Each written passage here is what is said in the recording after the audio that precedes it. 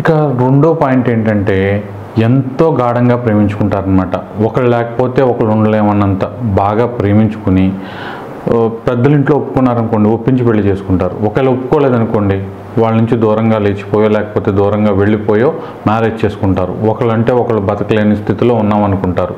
కానీ కొద్ది రోజులకే అందులో ఒకళ్ళు వేరే వాళ్ళకి ఎడిట్ అవడం, అక్రమ సంబంధాలకు వెళ్ళడం, దానివల్ల ముందు చేసుకున్న వాళ్ళతో ఇబ్బంది పడి బ్రేకప్ చెప్పుకోవడం, మళ్ళీ ఇంకో సెకండ్ మ్యారేజ్ చేసుకోవాల్సి రావడం, ఇలాంటి పరిస్థితులు రావడానికి వృషభ రాశి వారికి ఏ గ్రహాలు కారణం అనే విషయాన్ని ఇప్పుడు డిస్కస్ చేద్దాం.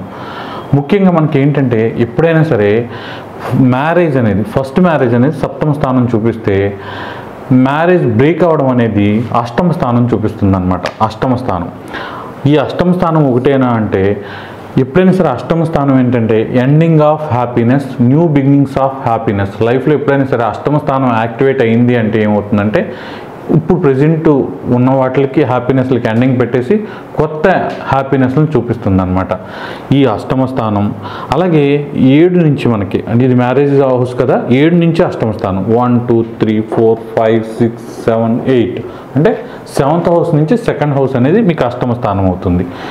ఈ 2 అష్టమ స్థానాలు కూడా ప్రజెంట్ లైఫ్లో హ్యాపీనెస్ని ఎండ్ చేసేసి రాబోయే న్యూ హ్యాపీనెస్ని పరిచయం చేస్తాయన్నమాట. అది ఎప్పుడు జరుగుతుంది అంటే ఈ 2 స్థానాలకి మధ్య కనెక్షన్ ఉన్నప్పుడు.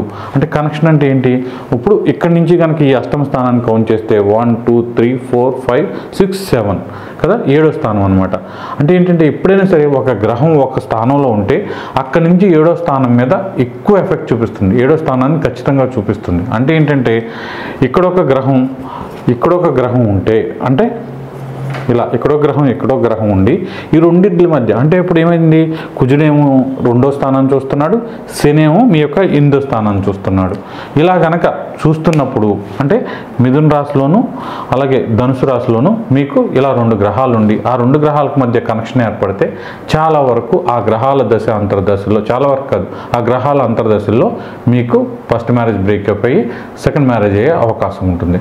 ఇక 100% సెకండ్ మ్యారేజ్ జరిగే అవకాశం ఉండడానికి అంటే ఎంత బాగా ప్రేమించినా ఎంత బాగా ఇష్టపడినా సెకండ్ మ్యారేజ్ అయిపోద్దని చెప్పడానికి ఇక్కడ గనక రాహు కేతువులు కూడా ఇన్వాల్వ్ అయితే, రాహు కేతువులు కూడా ఉండి ఇక్కడ రాహు ఉండొచ్చు, రాహు కుజుడు అవ్వచ్చు, ఇక్కడ శని కేతువులు అవ్వచ్చు, లేకపోతే ఇక్కడ రాహు శని అవ్వచ్చు, ఇక్కడ కేతువు కుజుడు అవ్వచ్చు. రాహుకేతువులు ఇంటర్చేంజ్ అయినా సరే ఖచ్చితంగా రాహుకేతువులు ఎప్పుడైతే ఎంటర్ అయిపోతారో కన్ఫామ్డ్ సెకండ్ మ్యారేజ్. మీరు ఎంత ఇష్టపడి చేసినా ఈ దశల్లో అయితే ఈ గ్రహాలు ఉంటాయో, రాహు మహాదశ వచ్చినా, కేతు మహాదశ వచ్చినా, ఈ శని మహాదశ వచ్చినా, కుజుడు మహాదశ వచ్చినా, ఈ దశ అంతర్దశల్లో ఖచ్చితంగా మీకు సెకండ్ మ్యారేజ్ అవుతుంది, ఫస్ట్ మ్యారేజ్ బ్రేక్ అయిపోతుంది. ఇది చాలా కన్ఫామ్డ్ రూల్ అనమాట. ఎందుకంటే అష్టమ స్థానం అనేది మనం చెప్పింది కదా, ending of happiness, beginnings of new happiness.